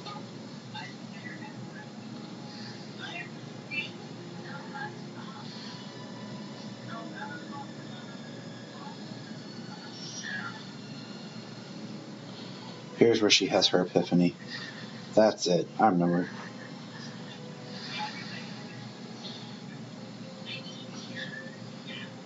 That's like the superhero trope, isn't it? The girl kisses you and knows who you are. Oh, come on, Alfred. You're better than this. Stunt man. Trick.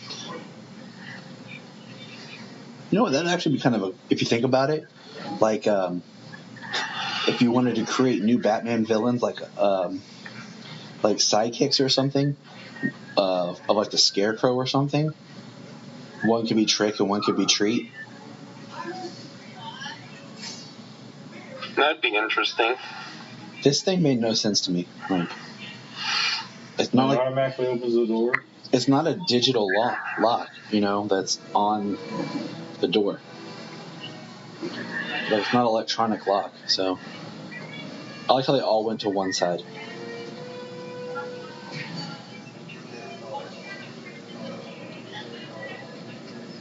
And there we have the Batcave coming to life. Shut up. The giant bat on the wall. I mean, at least, he hits a button on his little cane and the computers start coming on. So wasn't they just everything opened up for him at that moment? That would hurt the table in the face. See, and he keeps flipping it until he gets what he wants. Right, but you never hear what he's flipping it for, too. You could argue that he's asking, like he's posing different questions to himself. Like, do I kill? Do I shoot? Do I sit? Like, but we never see. We just see him flipping. Which is one of my problems is he takes the coin as an absolute.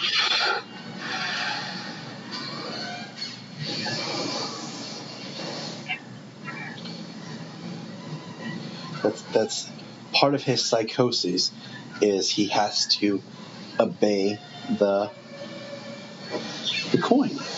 That's why it's his Achilles heel. Yeah, this was a little much. The whole picture thing with the music. Yeah.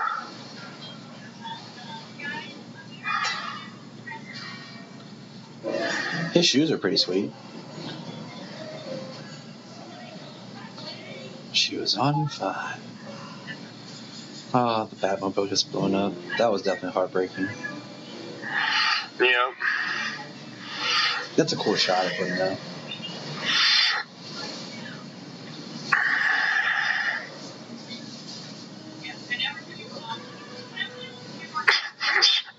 Joygasm.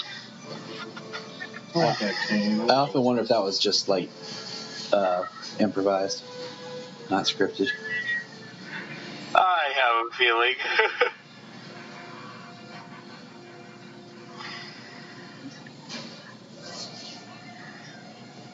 He misses him.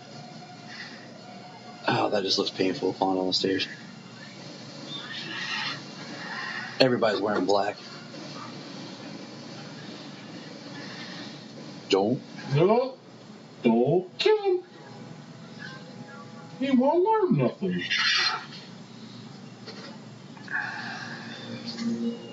Who makes these riddle boxes? And where can I get one? Well, you gotta be quite intelligent like the Riddler and have some engineering skills. Too much work.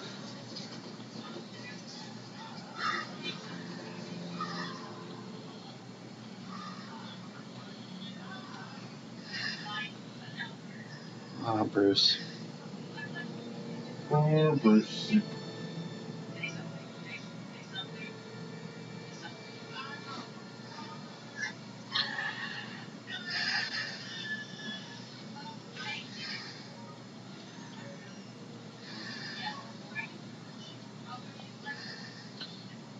So, is this a couple hours later, Yeah, it's 5 seconds. Like, Alfred woke up, got him in bed, patched up his head. Sounds like Batman Forever Convergence. Just like Dr. Manhattan just throwing stuff together from different times. A couple years, jamming it together. Yeah, talk about waking up to some bad news. what if Batman didn't come after him? Like, he figured it out and just decided not to go? And they're just like, so what do we do? A lot of costume changes for the villains. Like, action figures, buddy. Exactly. That's the thing, is every time you change a costume or do something, you make a legit action figure. That's why they do it. It's also why in every movie they change the suit just a little bit so they can make a whole new toy marketing line. It's the one thing they didn't do in The Dark Knight Rises. And if you notice, when they released the toys, they tried to make the suit a little bit more gray to make it look different in the action figure lines than just being the same as The Dark Knight. Yeah, green light. Who's been using a lot of green light? And not the drug from Black Lightning?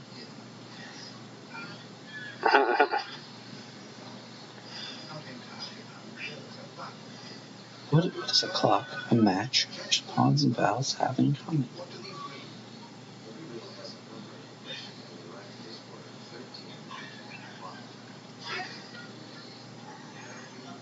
I love him just putting it all together.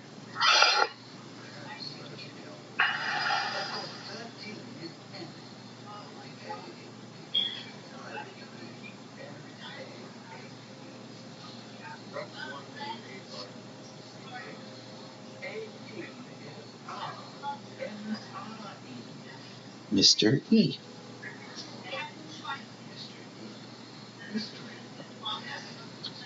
Enigma.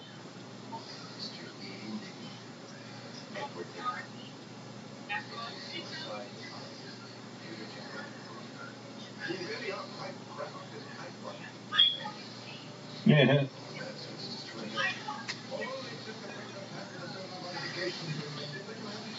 And this is the first time we get like our, climactic end of movie secondary suit, which has carried over. I mean, you think about they even did it in BVS and Justice League. Suit's pretty dope, though. Oh, it is a dope suit. It's more silver, gray silver. I love the bat.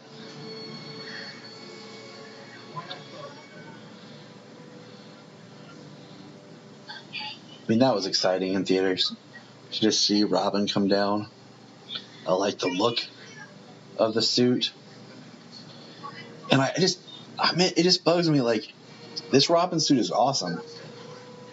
And it's only in this movie for a little bit.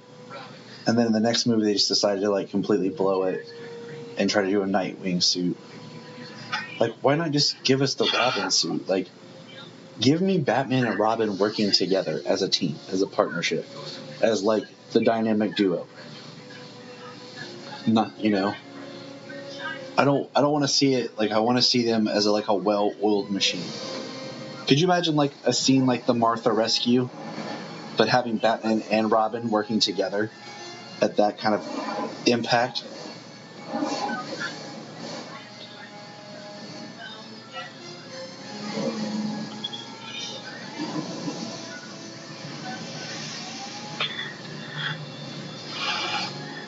The Batboat is dope, though. I like how all the vehicles match. Of course. I mean, how else would you do it, Yeah. If you're going to create a style, you might as well, create a style.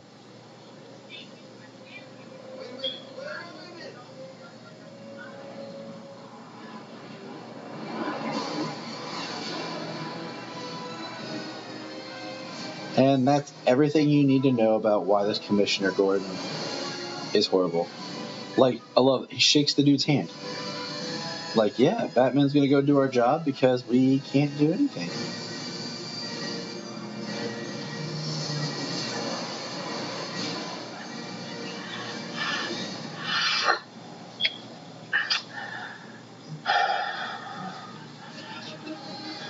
It's crazy to have such an inept police force for a major city like that.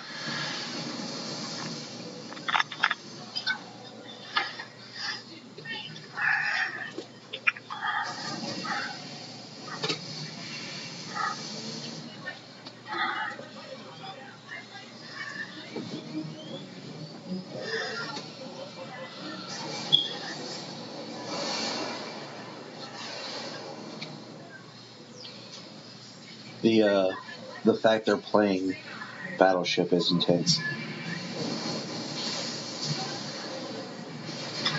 And the boat didn't last very long.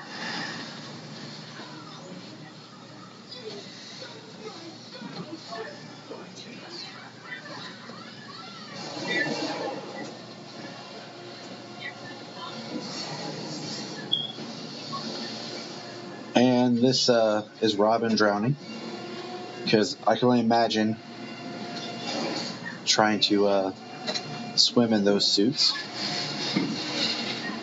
Right.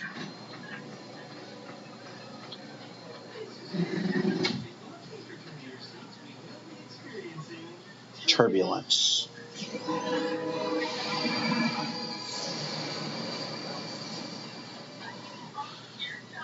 I mean, I remember every line from the Riddler in this entire film.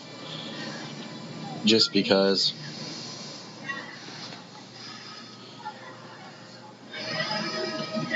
Well, it's Jim Carrey. I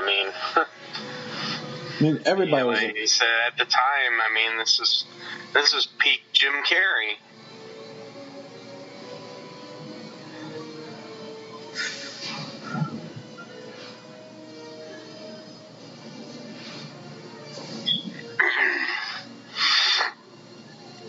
Like, if I think they weren't going for a 66 vibe, and you got Jim Carrey as a Riddler, you know, he could have done something.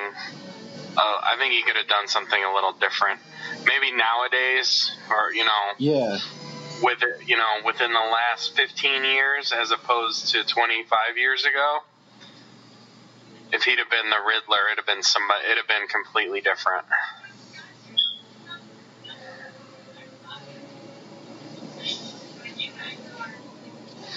It's kind of like the idea of Arnold Schwarzenegger as Mr. Freeze works, but it's just, it wasn't in the best done. Like, he could have done it great.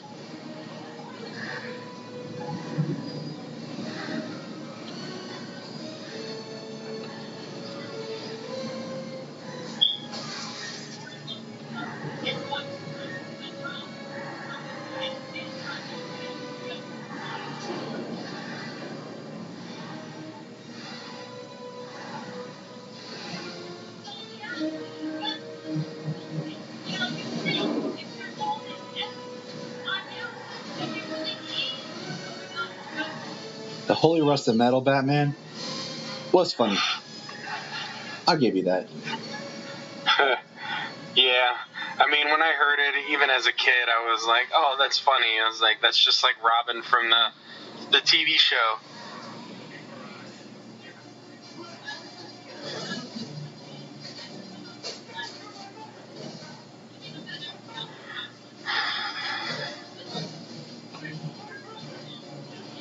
I always like this part. Like, that's for my mother, my brother, like, this is from me. That's an awesome shot of him just standing there, like epic lighting, just. Yeah, I mean, there was quite a bit of, there was a lot of good stuff about this movie, and I think beyond, editing and problems on set and stuff like that, like, it probably could have been better. Yeah, I agree.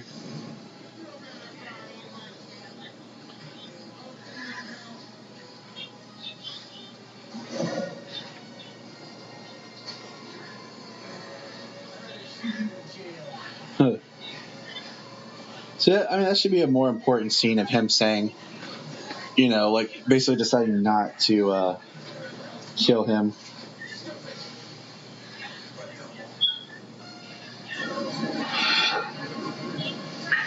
Yeah, I think so. I think it should have been more important.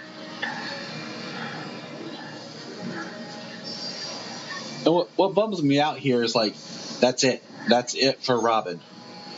Like, that's his big scene.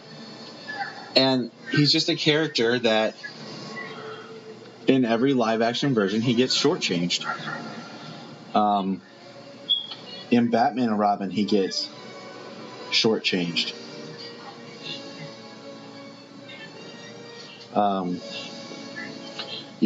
That's why the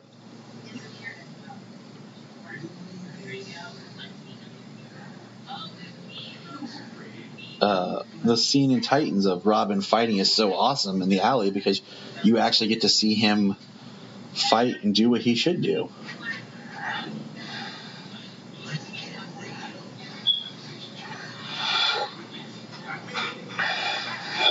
Me and me. Yeah, I mean, for the introduction to Robin in this movie, granted, he should, with no training, he should get caught, of course. Right, I mean...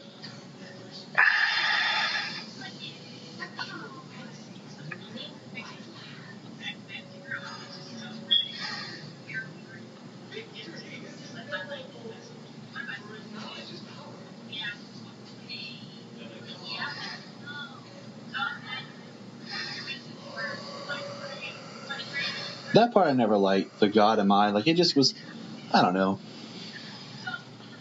It was over the top. And, like, I know it's supposed to be kind of funny, but I don't know. It was just weird. Like, and not in a good way. Right.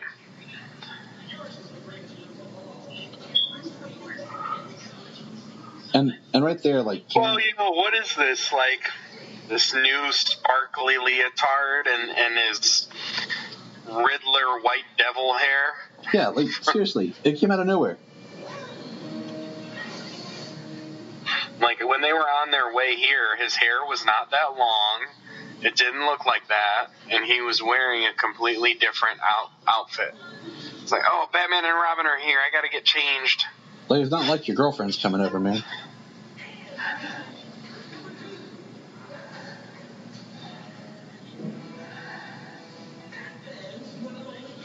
I feel like, man, I hate keep saying, like, there's some great concept setups and everything.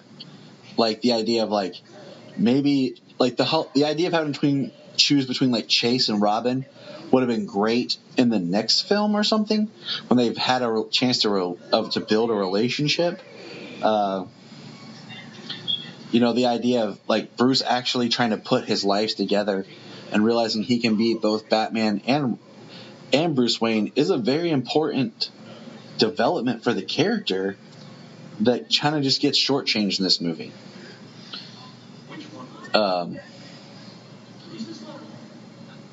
The fact that he doesn't have to kind of pick one or the other. He can do both. He has the ability.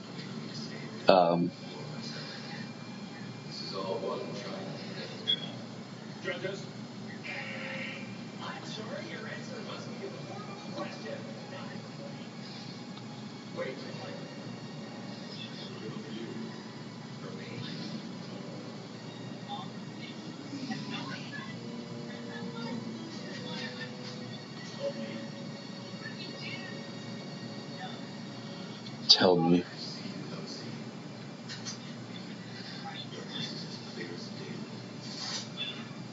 What am I? You're blind. Exactly.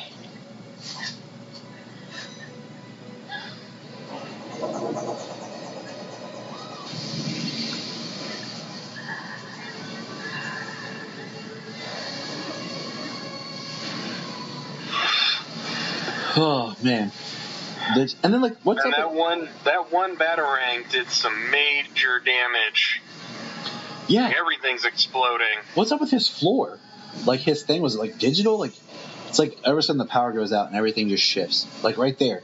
Like, what Batman was standing on the only spot he could stand on. Right. Maybe he would have taken one step to the left or right. He'd have fallen to his death. Well, he'd at least fallen. This rescue scene's pretty awesome, though. Big dive rescue. I like it. Yeah. It is easy. They're both falling down the same way. He catches her, then he goes to get Robin. But what makes me upset is, like, even if you watch the animated series, so many times does Robin, like, not really do anything. Like, Batman has to save him. Or you just feel like Robin always gets shortchanged. Right. Which I feel defeats the purpose, you know? Yes. I mean, yeah, he's there. You know, part of the reason that he's there is as, you know, the colorful distraction. But Batman wouldn't allow him out unless he could handle himself. You know, if there was any doubt in Batman's mind that that night was the night that Robin would die, like that's why he wouldn't let him go out. That's why I have a huge problem with Carrie Kelly as Robin, because, you know, The Dark Knight Returns takes place after Jason's murder and everything. He doesn't have another Robin, and then this girl who has no training puts on a store-bought Robin costume and is helping him.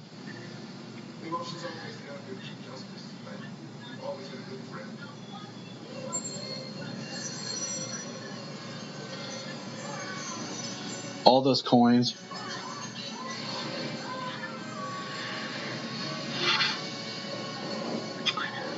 He just straight up murdered Two-Face.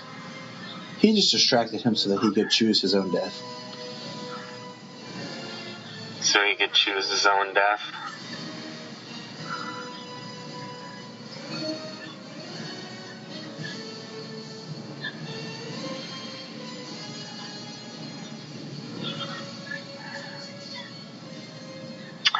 I don't know. I mean, I suppose maybe he didn't have any more grapples left. But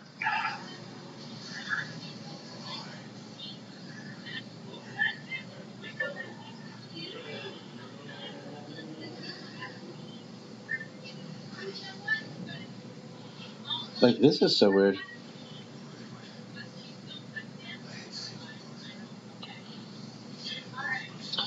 See, like I said, I like the resolve right here. Not because I have to be, because I choose to be. yeah.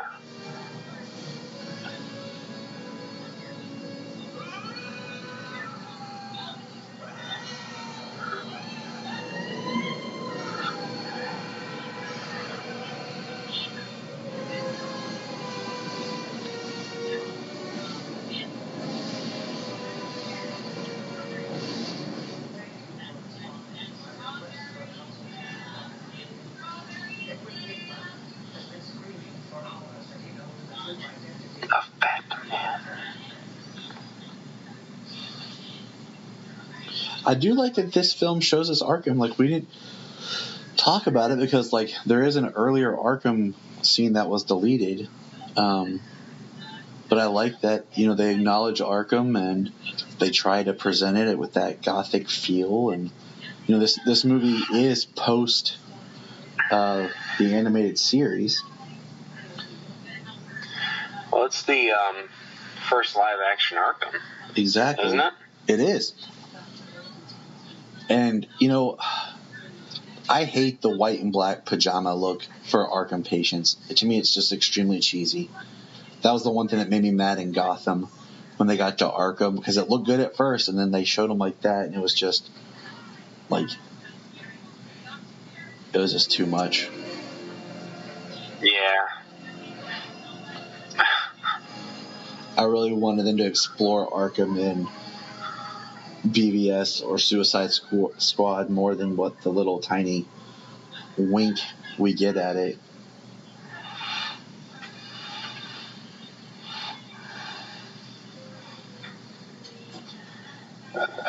Yeah. I haven't done it side by side or anything like that, but there's a scene from the I'd have to check out Suicide Squad and Justice League and the trailer, but it seems like there was a scene that looked like the guy who was laughing, who like was there to replace Luthor, for the time being. I don't know. I wanted to see if it was the same guy or the same shot or something that they even recycled from that movie to put in Justice League to change the way that ending scene went. Yeah. It's just the Arkham thing made me think of it. I love this shot. It makes no sense, but I love it. It's a great shot, but honestly, why would they use like the stunt cowl that's got the ears that bob when he's running? And was that even really him? You know, like was that? I mean, that could have been anybody, but they had the cowl where the ears wiggled when he ran. Makes me wonder if maybe it's just a for your closing shot, like.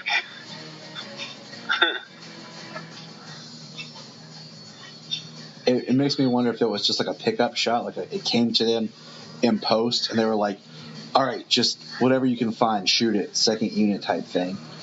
Like, right. I mean, and then we got U2 here.